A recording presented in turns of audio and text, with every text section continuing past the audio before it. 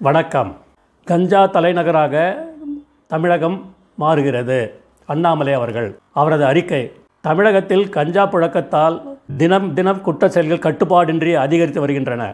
சென்னையில் கஞ்சா வியாபாரிகள் போலீசாரை தாக்கியது, தஞ்சை கும்பகோணம் அருகே இளைஞர்கள் கஞ்சா போதையில் அரசு பஸ்ஸை தாக்கியது, அரசு பஸ் டிரைவரை தாக்கிய செய்திகள் வெளியாகின. தேனியில் கஞ்சா போதையில் மனைவி மற்றும் மாமனாரை தாக்கிய நபர் என கடந்த 3 தினங்களில் வெளிவந்த செய்திகள் மக்களுக்கு அச்ச உணர்வை தேற்றிருக்கிறது.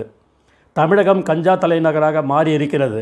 ஆனால் குற்றம் நடந்து செய்தியான பின்பே குற்றவாளிகளை கைது செய்ய முன்வரும் போலீசாருக்கு கஞ்சா கடத்துபவர்கள் விற்பனை செய்வது யார் என்று தெரியாதா?